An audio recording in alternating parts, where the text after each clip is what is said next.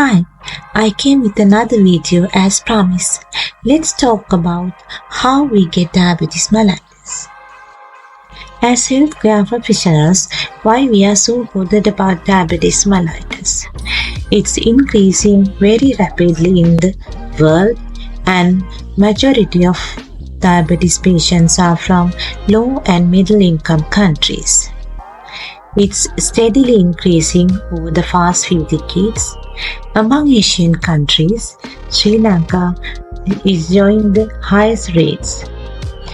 1 in every 4 adults had diabetes and 1 in every 3 had pre-diabetes in 2019, and it's ever increasing. The prevalence of diabetes among children is also on the rise. And it's a chronic disease. Once you get it, it affects all parts of your body. And you can end up with having chronic complications, acute complications, and it can lower the quality of life due to many reasons. Most important thing about diabetes is it's preventable. There are 2 main types of diabetes mellitus, type 1 and type 2 diabetes mellitus. Type 2 is the commonest form of diabetes mellitus. The main hormone responsible for the blood glucose control is insulin, which is synthesized by the pancreas. Insulin is helpful in the entry of glucose into cells or tissues. In diabetes mellitus, there is insulin resistance or deficiency. So in diabetes mellitus, the main problem is there is elevation of blood glucose level when the entry of glucose into cells is reduced. What is this insulin resistance? It is seen in type 2 diabetes mellitus because in these patients, pancreas is normal initially and they produce insulin adequately. But the cells in the body become resistant to insulin due to the defect in the insulin receptor or post-receptor signal transduction. So the body tissues are unable to utilize glucose effectively.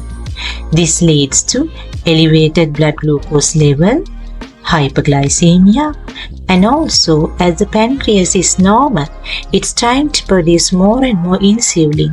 So in the initial phase of type 2 diabetes mellitus, these patients can have increased insulin level also.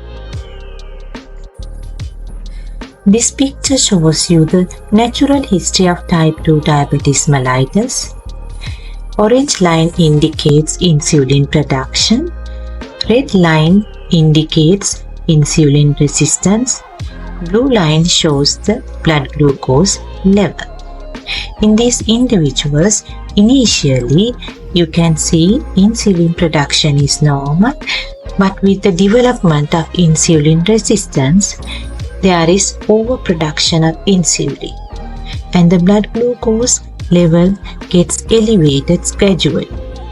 As you can see, there is a middle phase with normal and diabetes mellitus where they have pre-diabetes. In them, there is elevated insulin levels with elevated blood glucose level and insulin resistance. If there is no intervention for these individuals, there is beta cell dysfunction and failure in pancreas, leading to relative insulin deficiency. As you can see, the production drops gradually and there is further rise of insulin resistance to an upper level, and there is increased level of blood glucose to diabetes level. So they develop type 2 diabetes mellitus.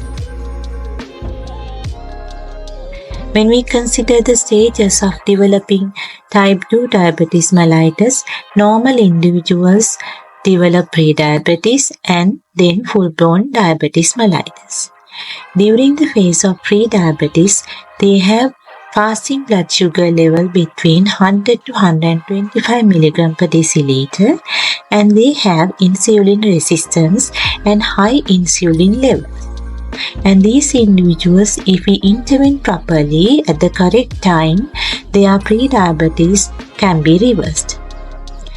After moving into full-blown diabetes mellitus, their fasting blood glucose level is equal or more than 126 mg per deciliter. These people, they have insulin resistance along with relative insulin deficiency.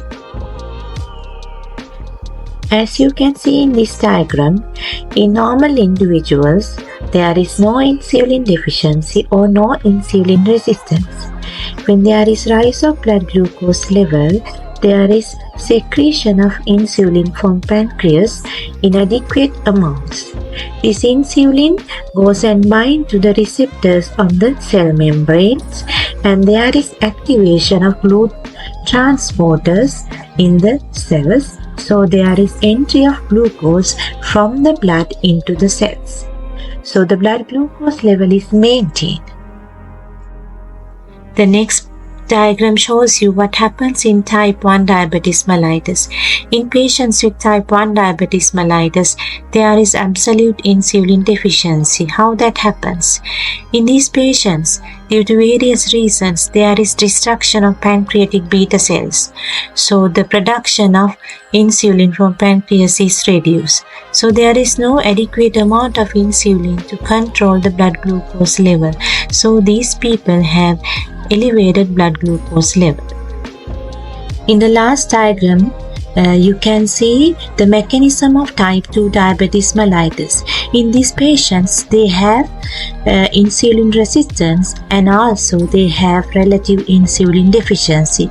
Due to both reasons, their blood glucose level is also elevated.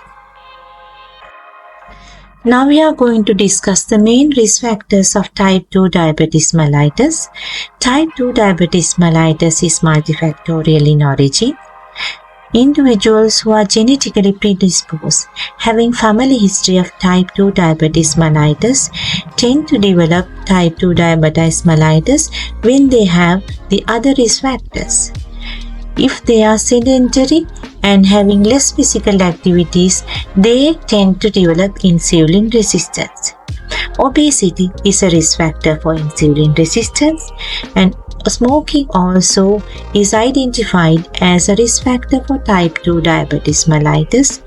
With aging, there is increased resistance for insulin, and also unhealthy diet is a risk factor for the development of insulin resistance and type 2 diabetes mellitus. We will be joining with another video discussing how to prevent type 2 diabetes mellitus.